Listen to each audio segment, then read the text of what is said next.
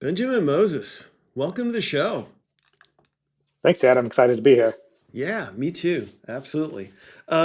So let's get started. Let's give a little bit of context to the listeners and viewers. Um, what are you doing right now? What's the role you fulfill? What's the industry? Give that kind of context first. Yeah, absolutely. Throughout my career, I've bounced around quite a bit. Currently, I'm at L3 Harris. I am the manufacturing engineering manager for one of our sites. We produce unmanned aerial systems here. So component manufacturing and assembly of vehicles. All right, good, excellent. Um, so talk to me a little bit about your career. It seems like with Yeah, everybody we talk to, everybody's got a winding path, and I'm yeah. curious. Like, is this where you had a vision back when you first came out of school? Is this where you wanted to be? Like, talk about that. Talk about the career journey. Oh, yeah, that's an interesting question. So when you talk about a path, my path is more like a circle. It's kind of interesting. When I graduated, I worked at Eaton Corporation for a bunch of years, and at that site, we did a design make facility. So we designed and manufactured engine bleeder systems. So when I graduated, I started doing design work, which is fantastic. Got a lot of experience. But then I bounced around, did some stuff in supply chain, and then once I started dabbling into manufacturing, I was like, this is really interesting. One of the product lines I was initially working on was more repetitive work. So I bounced back and forth into engineering for a while. So I was a systems engineer for quite a while. But then I wanted to explore what does management look like. And at the time, I was getting more and more interested back in getting back into manufacturing. Mm, So my tail end of Eden was as a manufacturing engineering manager for one of the value streams. We did assemblies for the bleeder systems. Towards the end of my time there, I was looking to grow my skill set into manufacturing, both in technologies and kind of a broader set of skills. So then the role at AMT opened up as a senior director for manufacturing technology. mhm. For about 10 years, I did research of manufacturing equipment and technology of what was being developed and being adopted in the industry. We mainly focused on discrete manufacturing equipment, which catapulted me in my current career here. During my time at AMT, I was one of many change agents because I was researching what transformation looks like in the industry, but also within the association. So I helped drive a lot of our digital transformation there. But towards the end of my time there, I wanted to get back into industry, into true hands-on manufacturing of a good. And it was interesting when you talk about what I wanted to do you know, early in my life. When you look at the future, what do you want to do when you're grown up? I'm not quite grown up just yet, but I did get my degree in aerospace engineering. I've always been fascinated with aircraft and defense. So I ended up in my career that I kind of dreamed of when I was much younger. So working to vehicles that fly is kind of what my dream job when I was younger. Oh, that's outstanding. So cool. And I always find it's so interesting when you have engineers that have worked in the design and development side and then they go to the production side. In back and forth, right? Actually, as a matter of fact, I talked with someone from Pratt very recently. They went the other direction, right? So they went from the manufacturing side in the design and development side, more on mechanical hardware. But anyway, I think that's such a great mix when you can do that. Have you found that you've been able to leverage from one domain into the other and back and forth? Can you talk a little bit about that? Yeah, absolutely. So the core of my skill does come a lot from my time at Eaton. So I did a lot of hands-on manufacturing design, design processes, tools, and then scaling up to the management role of leading a team. So we led a team of about six or so that includes sustainment operations, but also new product development.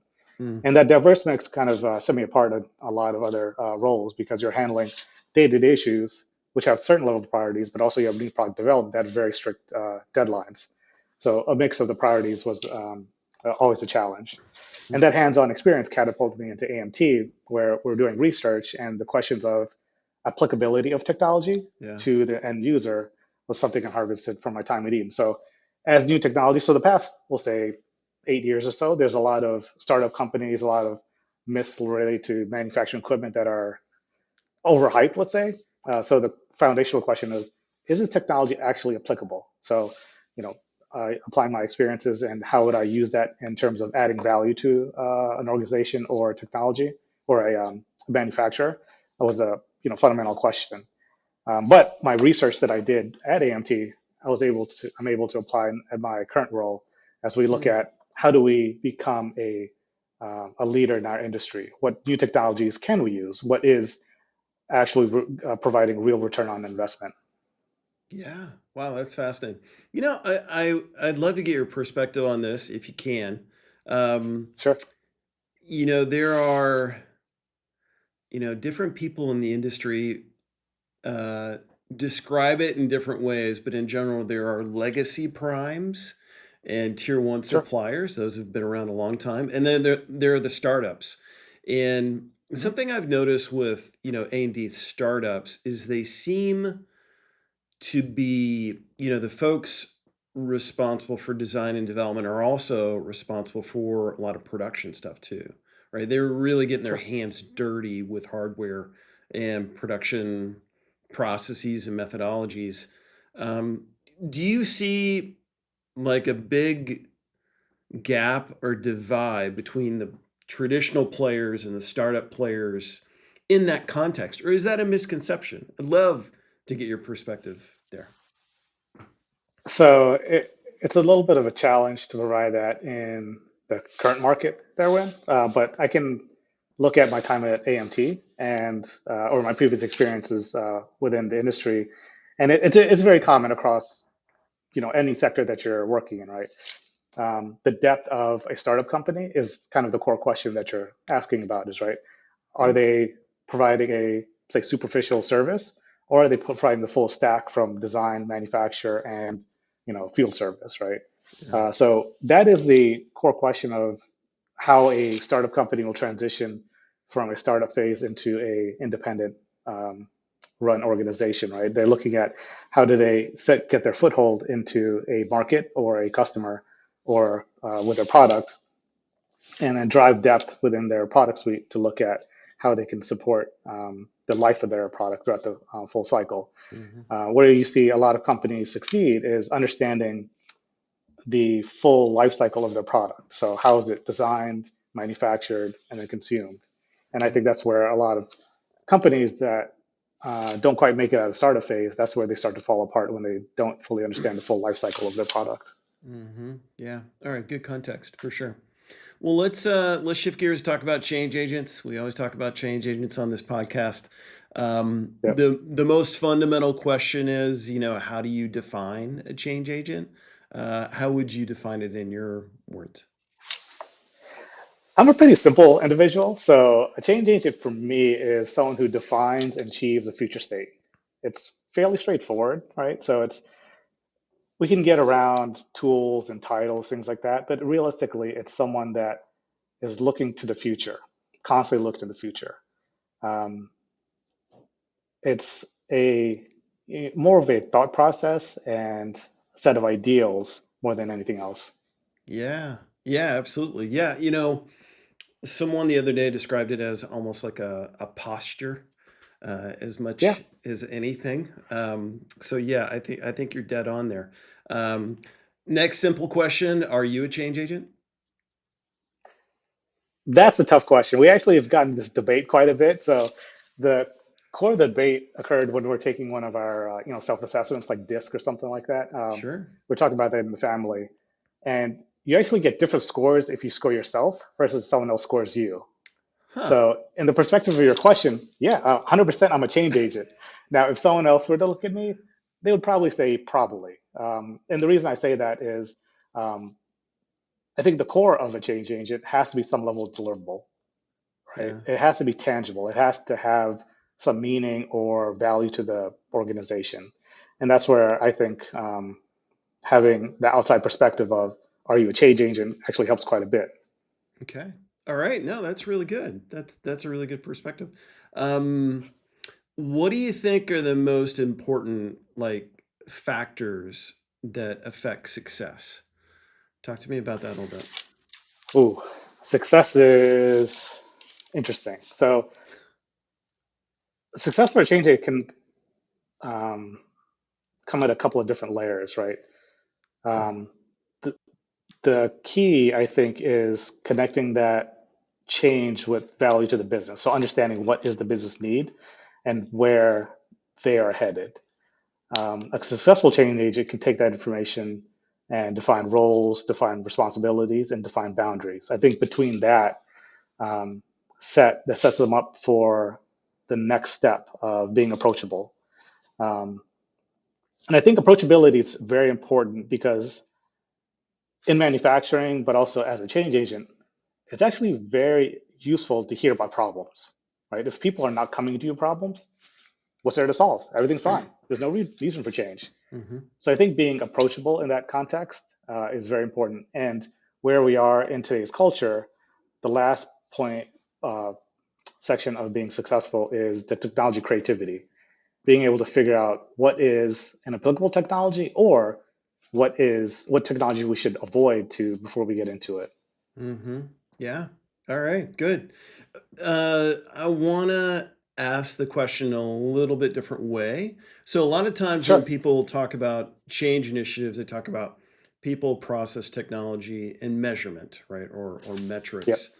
Um, I'm curious to get your perspective when we think about change agents in engineering across those four, like where do you where do you think these types of change agents are strongest? And where do you think they're weakest? Where do you think they have the area where they can grow the most? People, process, technology, and measurement.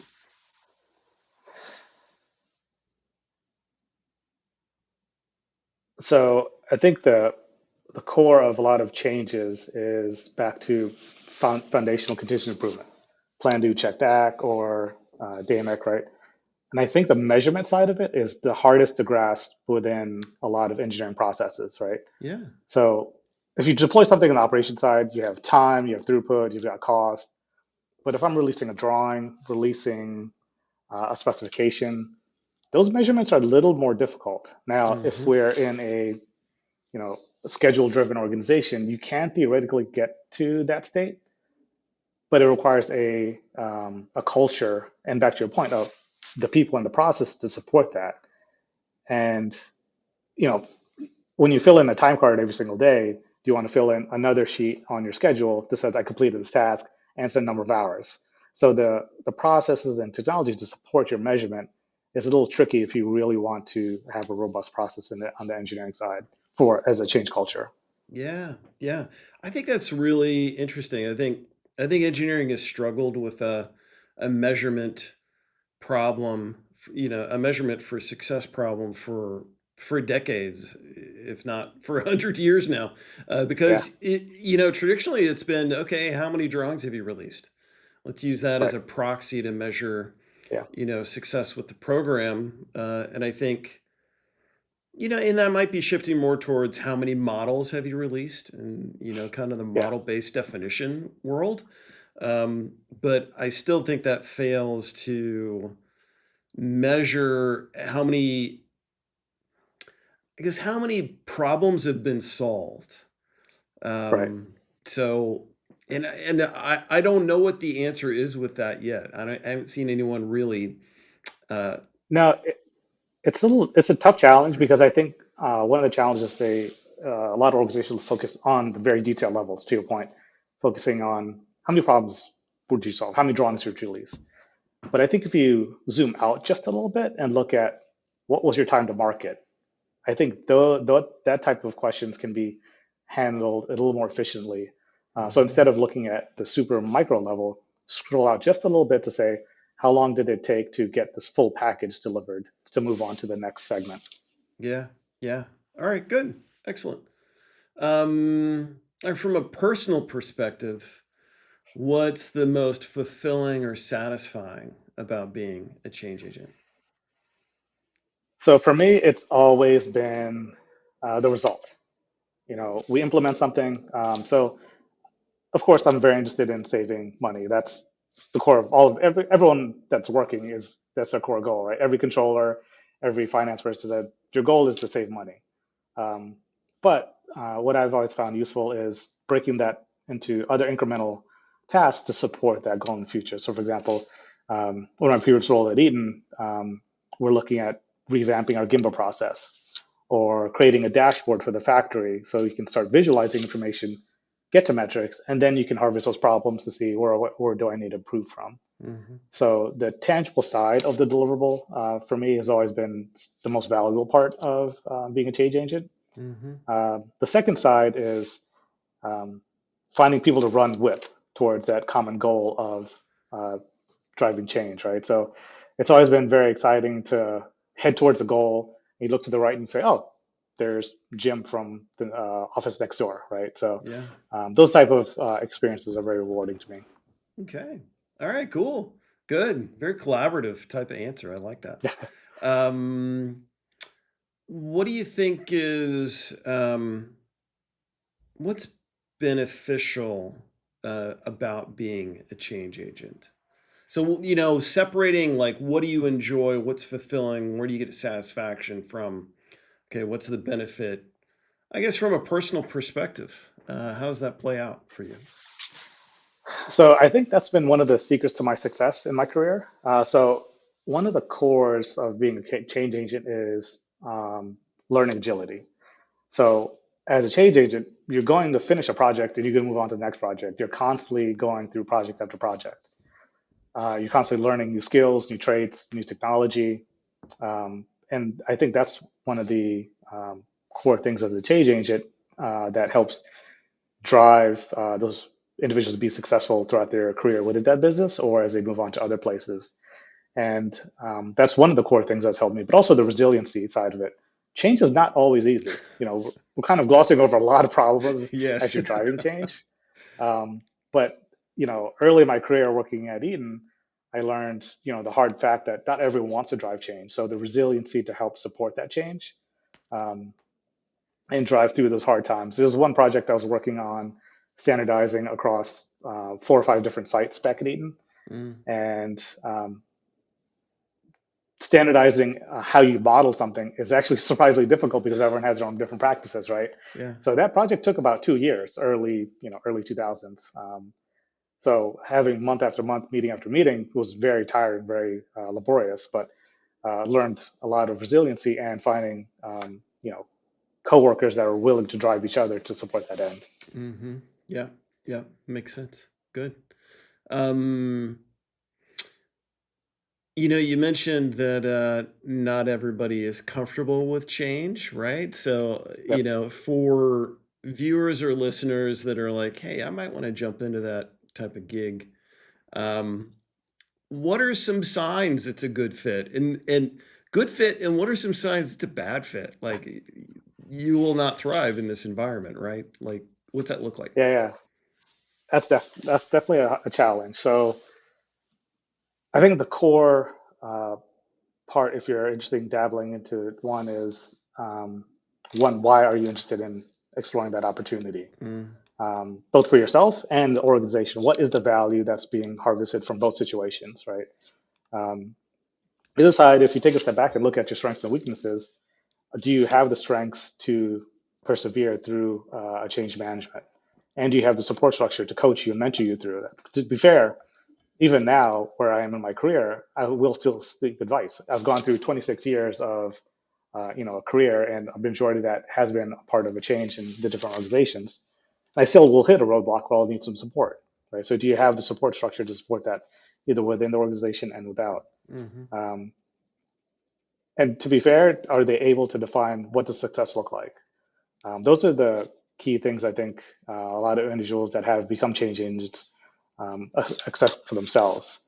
Now, what some of the red flags that you'll run into where you may be having issues? One is if you're not able to get past a roadblock, either for yourself or for someone else. Mm, That's the earliest symptom that you'll see if you hit a task that you just don't get to, or you just don't want to get to. There's something blocking that completing that task that's helping drive change.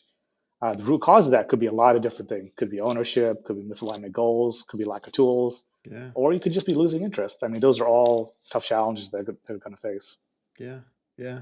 You've touched on something there that I think is important to kind of drill down into, and that's executive support. I guess is one way I would Hmm. say it, but uh, Yep. what are some signs that you're set up for success? You know, there are some initiatives that executives want to pursue because they have passion around it, right? They believe, they Sure. have a vision. And then some have some trepidation, right? They're a little uncomfortable, but they feel like they're forced or they have to do it, Right. especially if their executives are driving them to have change. Yep. Um, what are signs on that front that you're set up for success or not? Yeah. So if it is truly a top-down driven change, which is great sometimes, I think the key for success is, do we understand the roles within those layers as we get to this execution side? So say from the VP level, we want to drive a digital transformation across an organization, right? The executive only has so much capability, so much time, so much bandwidth. He or she will delegate a lot of that task and cascade that to the rest of the organization. Mm, So we have, middle managers and then say the execution side of it. But realistically, what we're looking for from the executive side is prioritization and basically money to support the project, right? hmm The fundamental flaw see in a lot of organizations, and a lot of the research I've done is everyone's trying to work all on the same projects all at the same time, trying to ship product, trying to improve things, trying to fill out time cards, trying to fill out insurance benefits. All of those things are occurring at the same time. Yeah. When realistically, one of the exact roles and responsibilities of the executives is to help manage the workload to be successful, right? Define the priorities and stick to those priorities until there's some level of completion. hmm And that's why I think the more continuous and incremental improvement is very vital to the organization, where if a project's going to take 2 years, that's too long for most business cycles. Every business cycle has a heartbeat and a rhythm that they can have a ton of work and then they have a valley where they have lower work. hmm The, the a lot of changes occur in those low volumes of work. But if we're trying to, and then that time may finish, and then we're back to high work again. If we're not able to accomplish, segments of that continuous improvement hmm before you hit that high volume, then you've got to put the project on pause. But if you are able to complete it and start getting value on that, and then move on to the next segment of it, and then get the new value, that's where we see a lot of organizations change quite a bit when they're able to work within the heartbeat of their business cycle. Yeah. That's a great point. A lot of guidance that we provide organizations is okay, well, what's coming down the pike right now, right? Like, Right. because at the end of the day, an organization like yours has to deliver products, right? I mean, Yep. that is the highest priority, and improvement, I would suggest, is the second priority if you have the time for it, right? Um, Right. so, and this kind of touches on a topic I think we've been orbiting, but we haven't quite talked about it yet, and that's like politics and indirect influence. And say you're in engineering and you have a change in the engineering organization that affects manufacturing. Well, those people don't report to your executive, right? So, how can Right. you have indirect influence around that? So, can you talk a little bit about that and where does that fall in the toolbox in terms of priority for a change agent? I'd love to hear you talk a little bit about that for a minute. Yeah, that's a tough one. So I've worked with a lot of varying size organizations. Back in my space said AMT, small organization. So it's fairly easy to get cross-functional buy-in across the organization.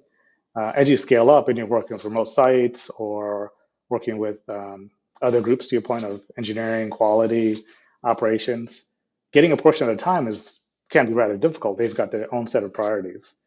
Um, but true change does usually come from a Kaizen method, getting cross-functional teams to be part of a problem to look at different perspectives. That different perspective is definitely underrated for some of the larger scale projects. hmm If we look at the smaller stuff where an operator says, if I just had a clamp to solve this problem, that's fine. But if you're looking at true transformational change, you're going to need some new ideas, new fresh concepts. So that Kaizen, the cross-functional group, is definitely foundational. But what we've seen is valuable and useful for getting, say, buy-in for these type of projects is the alignment of each of the departments to the common goal. As hmm in, what are we truly affecting in our organization or our industry that will benefit towards that. And putting the goal first or focusing on the outcome and then backing your way to how we should support that has been tremendously useful for getting buy-in across other groups. Yeah, yeah, very interesting. So, for me, this kind of gets back to a set of skills around people that, and maybe this is a trope around engineers, right? That Sure, often probably. do probably that typically do not have the soft skills, right? Emotional Sure. intelligence, Hmm. active listening, understanding of different roles, responsibilities, um, and navigating that. And that can be very, very complex. So, is that something that those skills can be acquired along the way? And if you have good mentorship, or is that something that, hey, that's just a characteristic of someone and they're an extrovert, right? Right. Um, Talk to me a little bit about that with the profile of a change agent. Ooh, that's interesting. So I will say for a profile, there really isn't a common profile Okay. in terms of personality, we'll say. There are common tools or capabilities that either they have learned or they could learn. And that's why I think that um, does change some of the perceptions of a change agent. There are some core things which I would say that is required. For example, emotional intelligence, I do think is very important for this. Now, how they demonstrate that, the social awareness, the relationship management, those type of things um, are different for each person. But the core of it Mm, is being able to self-assess themselves as they're driving self through change. Um, the other side of it is, a core set of skills and technical capability. Um, if we look at some common tools, you've got lean tools, you've got 5S tools, Six Sigma tools, right? Those are all learned tools, of course. And I mm, think those there's a parallel to that to how the, the engineer can apply themselves in a change agent environment. mm. Good. All right. Yeah, good insight. Let's talk about transformation projects in the context of production environments. There's been a lot of talk about digital transformation, industrial transformation. Um, a lot of air in the room has been consumed by it, right? Yep.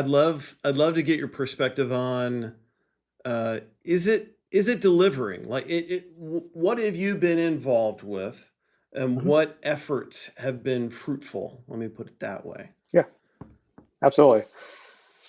So to answer the question shortly, yes, it has been fruitful. So the concept, I think the key is how do you define digital transformation, right? So uh, if we look at Industry 4.0 or the digital manufacturing space, right, over the past 12 years or so, you've seen a sweeping change of what that looks like in the factory, going from running continuous improvement events from a clipboard to sticky notes to harvesting that information through an MRP system or an MES system, Hmm. putting that in the Power BI and getting recommendations on how to move forward from there.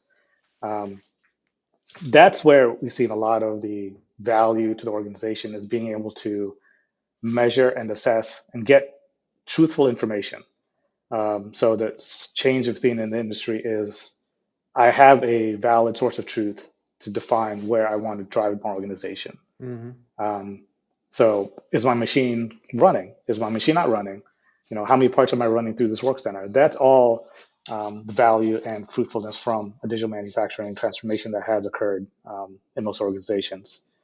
Now, where a lot of companies are starting to run into issues is what do they do with that information? How do they get to the next level of their transformation, right? We've hit a like plateau or stalemate of what they do with that information.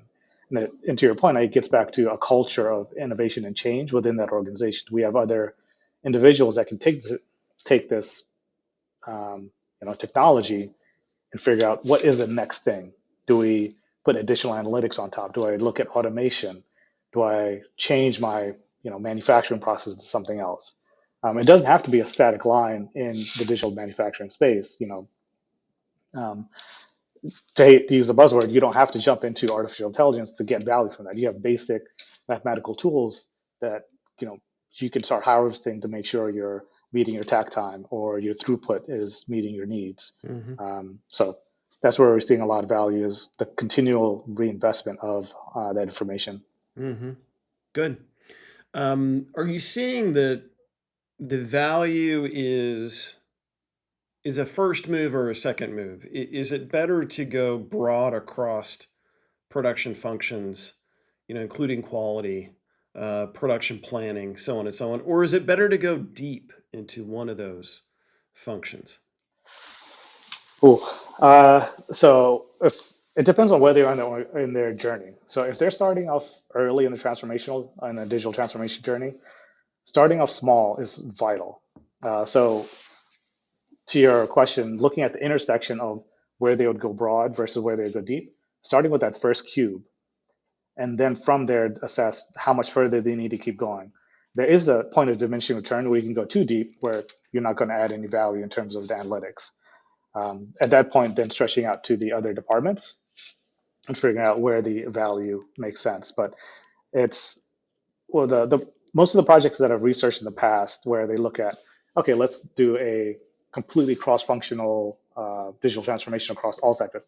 Those are tough. Those take multi years, Hmm. and the problem with that you run into is you don't get a return on investment towards the tail end of that. So if you break it up in smaller chunks, so you get a return on investment as you're going throughout your implementation, that's where organizations are getting the most value. Yeah. Okay. Yeah. That makes sense. I mean, from our research, we're seeing that is true of across many different types of initiatives. Like the ROI is delayed, and you have to be patient. And part of the challenge there too is you need depends on if your executives are the same across that time frame, right? Right. So there's a lot of times, especially with mergers and acquisitions, where you get a new executive, they have a new vision, Yep. and you pivot before you start realizing value from that effort. So that can be very, very difficult. Um, Something else that's been talked a lot about in the A&D space is, the impending retirement or brain drain of, very qualified, very experienced folks in Mhm. production. Um, what have you seen there? And are there any industrial transformation initiatives that mitigate that? Like, if that's a Sure. specific pain that a viewer or a listener is feeling, is there a specific path they should walk around different types of improvement efforts? Yep. That's an interesting question, Chad, considering how much gray hair is on the screen right now. So I appreciate the context of that. Uh, but it's a very good question because it is a concern. So the core of the question is um, where am I warehousing my knowledge, right? Traditionally, it's been the individual, which has been great, right? The Hmm. individual had information, so if they are working on a part, if they're working on a drawing, they have everything they need in their mind to automate, you know, or streamline their process to achieve their goal of releasing the drawing or completing that task. Um, the problem we run into is how do we scale that up? How do we get more and more people involved where it can't be just a human in the loop, right? In most digital transformations, what we're saying is there has to be some type of knowledge warehouse as part of that digital transformation, right? It's not only are we looking at our financial systems, our data from our runtimes, that type of thing, but how are we capturing the knowledge from our individuals in a meaningful manner? Mm. Um, and that is still a common struggle across the industry, to be fair. No one really solves it very easily. You may see tools that may offer something like that, but it really occurs, it really looks at how collaborative the organizations are and how they want to capture the information and share that back to scaling up the organization. Um, the other way to look at it is just reinvent the wheel as you have turnover. So time will solve this problem by itself. So either you get ahead of solving this problem or you're facing the problem dead on. So Yeah. um, yep. No, very interesting. Okay. Let's shift gears and talk about technology a little bit. Yep. Um, Obviously, there's been a wave with Industry 4.0, lots of automation, lots of networking, lots of streaming data to the cloud, and then analysis tools on top of that. Um, does, we are entering the age of AI, right? And it looks like it has a lot of potential. How does AI change kind of the value prop of Industry 4.0 or the implementation and pursuit of it? Love to get your perspective there. Ooh. Uh, it's a tricky one because our the way we're describing AI has a lot of different definitions. But one thing that it does kind of gloss over is some type of automation for our data systems, right? So one thing we are able to do is query a data set and harvest information a little more meaningful and faster pace. Hmm. And I think that's where we're seeing a lot of value in terms of um, where AI looks valuable to the organization and the future is having a trusted source of truth and being able to query that source of truth for information as opposed to probing and manually manipulating information. So using it as a means to understand the data set. The trouble we start running into is when securing the data and getting access to that data in a meaningful manner.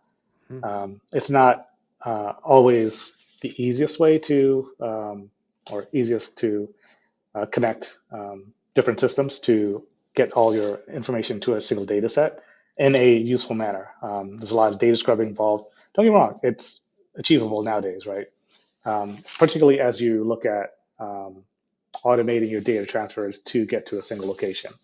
Hmm. Um, but your question of are we harvesting value and are we getting meaningful insights, that is a struggle that will go on for quite a few years on artificial intelligence, particularly. Um, and I think the core of that will always be what is your data and how honest is your data. Hmm. Yeah. It's interesting. For the longest time, I've been tracking conversations on LinkedIn and conversations like this and qualitative studies. And the point around AI for the longest time was always, listen, if you don't have your data healthy, it doesn't matter what else you do. But then Right. I've seen a counterpoint emerging recently, which is, hey, if you start to get AI involved, it will actually show you, like it'll expose where your data is unhealthy. And that way you kind of know what to go fix. Um, Curious to get your perspective on that. Uh, yeah, that's an interesting perspective. So the parallel I would say is like you're driving a car with a check engine light. The more you drive it, something's going to break. You found what's wrong with the car. So yeah, I think sure that they're using the tool to discover what's wrong as opposed to be proactive about their solution, which that's one way to solve it. But I do think there's a lot of inherent knowledge in the industry and how we handle structured data Mm, to understand how we want to get meaningful data into that situation. mhm, So I think a lot of it does depend on the type of information and the volume that you are trying to analyze and look at. If you have a small data set or a test case, sure, you could definitely use different artificial intelligence tools to probe it. And if it gives you back an error, sure, it tells you that error. Or you could also probably use the AI tool to say what is wrong with this data set. That's mhm, reasonable of most tools today. Um, but a lot of it does depend on the skills and capability of your organization to drive digital transformation. If they're not too familiar with stuff, or if they have better experience on manipulating or managing the data, we should put effort into that. If there's more experience on testing and probing with artificial intelligence tools, then that probably should be the priority focus. So mhm, your approach is heavily dependent on the different skills that you have available within your organization. mhm. Yeah. Okay. Um, Veering away from AI for a couple minutes, Oh, before thank goodness. before AI really kind of, I guess, became the dominant theme across almost every conversation, there were a lot of discussions around digital twins, right? Especially Sure. for production environments, for production planning, but also for, ongoing operations. Um, I'd love to get your perspective on that. Has it, in your eyes, has it delivered value? Where you've been kind of intimately familiar with it, um, what are, I guess, outstanding issues that people should be aware of as they approach it? Um, I would love to kind of rewind and revisit that because it's something Yeah. that has held a lot of potential, and with all the air taken up by AI, it may not be Yep. getting the attention that it deserves. Yeah, that's an interesting question to bring back digital twin. So I think there's two kind of ways to visualize a digital twin, and the common way is to see a factory floor running in real time using, you know, models that have been accurately represented from what they've been produced, right? Mm, And I think that's a common method, and there's a lot of value in that in terms of current state to look forward. So if you're planning a factory, if you're modeling a manufacturing line, there's a lot of value in bringing digital twins of that equipment and seeing can what in simulating can this factory run. So the starting point of a digital twin to simulate what a future opportunity looks like, that's mm, very robust. mhm, And I agree with you. The hype around it has kind of died down, but I think a lot of organizations are seeing that value. But once that thing is done, then they moved on to what I would say is more of the paper visualization of a digital twin, and that's more of looking at the data from a specific element and just looking at that as a dashboard, right? You don't see the equipment, you don't know what the equipment looks like, but you're getting the raw information of that piece of equipment running real time, and that is another way to get value in terms of current state analytics for the factory. mhm. Okay, good. Excellent. Um, I would love to hear from you about what are the biggest gains that you've seen realized. Again, you've been in the space for 25 years. From a production perspective, is it OEE? Is it throughput? Faster turnarounds to change? Like what? And I guess what I'm getting to is like what are maybe the top two or three ripest opportunities to go after? Ooh, so I think it's hard to answer that question without asking another question, right? So most organizations, if they're in the early stages of their either organization, say they're a contract manufacturing, Mm, the question would be uh, utilization is probably their first starting point, assuming that they're at full capacity or a reasonable amount of capacity, right? Um, if they're at a steady state manufacturing, understanding how much more opportunity there is to increase that production is very important. yeah. Um, so if we look at where they are in their growth journey, I think that's the core question, right? If they're early stages of the growth journey, um, utilization or OE would be their first starting point, understanding what are their strengths and weaknesses about making sure the machines are running throughout the first shift, second shift, or third shift, right? Once you move past that, then we look at depending on what market they're in. For a lot of companies, time to market is actually, or time to product is probably the most beneficial for them. How Hmm. fast can they turn things around? If they're a prototype shop, if they're a rapid response company, if they're known for turning things around quicker, then that will be their growth model. The other side of it is where we are in today's market, cost is going to become an issue across everything that we're manufacturing, right? Yeah. So Mm, understanding what their cost is or throughput and reducing that from there to be competitive. So it kind of depends on where they are in their growth journey, but starting with utilization is always setting up for a success in the future. yeah. Okay. That makes sense.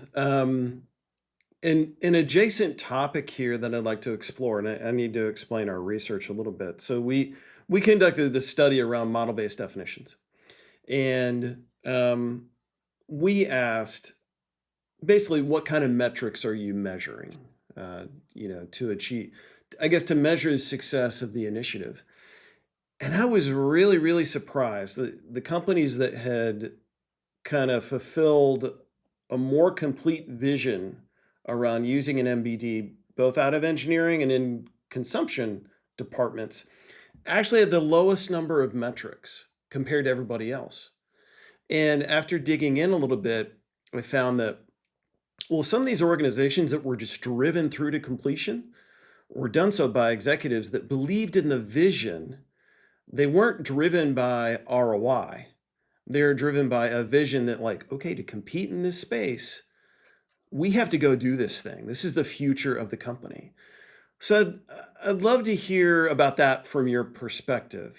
How often are you running into executives that are like, we need the ROI, and if the ROI doesn't fit, we're not doing it, versus this is a vision, we're doing this, it might be a bumpy road, but we're going to get there. And that has driven more completion. I'd just love to get your perspective on that.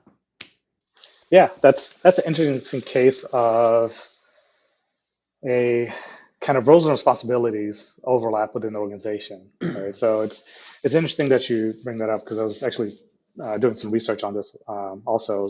So we look at roles and responsibilities vertically through the organization, and Mhm. how do we pass that information along to get to something useful, right? Um, if we look at the ability to delegate within the organization, I think that's where we start to see the organizations that are a little more successful. So if you delegate an outcome, so return on investment, not the how, as in you're going to use a specific tool, that's where you see the dividing line between successful organizations, right? So it allows for that Interesting. flexibility as you cascade through or you delegate throughout the organization for the other individuals to make informed decisions where the executive can't make that decision. Yeah. So the executive understanding their market and the vision, great. But for them to drive the do this, take the specific road. So the parallel would be as I drove to work this morning, Waze gave me 4 or 5 different directions. Mm-hmm. Thanks, Waze. I made my own informed decision. I took the easiest route, and I took like 2 or 3 roads to get here. But I think that's a parallel within the organization is that the ability to pass information and allow the delegation of responsibility through the people that have the ability to make the informed decision. So Mm-hmm. it really is a case of how the organization is functioning. Yeah. Did, in your investigations, did that align with kind of top-down command and control versus kind of servant leadership? So it comes down to kind of the changing leadership model. There, there are different scenarios and different needs for a command versus servant, and I think the research that I've kind of led to is like there's a time for both of those throughout the organization. Ah, So it's okay. picking and choosing when to be flexible versus when we need to be very strict, very narrow with the direction. Mm-hmm. Yeah, makes sense. Um, Two more questions, and then we'll wrap it. So one I is, hold you to that. I'd love to get your perspective on, what are the organizational characteristics that would make that organization a good candidate for an industrial transformation type of initiative? Like, what are the, like, two or three, four, five kind of things going on where you're like, okay, you really need to look at improvement here. You're a really good candidate. Ooh, that's a little bit tough. So I think it comes on multiple fronts. I was going to say that there's a ton of problems, but you can always find problems in manufacturing. I feel like manufacturing is just a set of problems that you're solving day in, day out. Yeah. Um, but I think if we rewind it a little bit, it's the willingness to try something new. And I'll bring up one of my experiences at Eaton where we're interested in streamlining the process for assembling some of our pneumatic ducts assemblies, which is you have a couple of elbows with straight tubes, you'd weld stuff up, one of those flanges, and you have a duct assembly. Mm-hmm. Um, and we had some throughput issues. So what we did is, okay, how do we simulate different ideas? we, our products are fairly expensive. We're dealing with super alloys and high strength steel. So we said, don't do that. Let's not do stuff in the weld booth. Let's buy some PVC tubes that represent exactly what we have. Let's go up to the cafeteria and experiment with that, with those ideas. So we had a welder, a fitter, a couple of manufacturing engineers, qualities. We all just said, what's the best way to assemble this? And then we kind of experimented around. I think that idea of getting the minimum viable product for an experimentation is important to an organization. So the idea to take a problem and say, how do we solve this with the cheapest way that we can is the best mechanic for a lot of organizations and the best kind of foothold to say, are we ready for getting our transformational journey? Yeah. Because a lot of companies will say, here's a problem. What's the most expensive way I can solve this? Let's bring in a robot. Like, well, wait a second. A robot may be good. How do you know a robot's good? So it's how do you build trust into that solution? So we're able Yeah. to experiment, do simulations, physical, digital. You can do spreadsheets, but that built trust into the solution. And then once we deployed it, we realized, okay, we're like 2% off versus 20% off. Yeah. Yeah. Makes a ton of sense. All right, last question. It's always our last question. If you could redesign anything in the world the way you wanted it, even if it's a better mousetrap, what would it be? Oh, that's a tough one. Redesign anything. Ooh, I would redesign the layout of a computer. I Really? think so. Yeah, I'm a big fan. So I build my own PCs. I'm a big gaming guy. Ah, And the last computer I built, I'm like, there's a lot of wasted space. okay. Yeah. I should be able to shrink this package and not tie up so much either desktop space or floor space. The tower PC looks amazing. Don't get me wrong. I've got RGB everywhere. I've got lights. I've got fans everywhere. But at the same time, a it's a motherboard with these things with the graphics card sticking out, with the fan sticking out. It's like there's a lot of unused space here. How do Yeah. I make better use of the space? Yeah. So for me, we'll start with the computer layout to optimize space a little bit more. All right, cool. I like it. I like it. Benjamin, thank you so much for your time today. I really appreciate it. A lot of good insights, a lot of good wisdom. Yeah, thank you so much. My pleasure, Chad. It's wonderful questions. I'm happy to be here. Absolutely.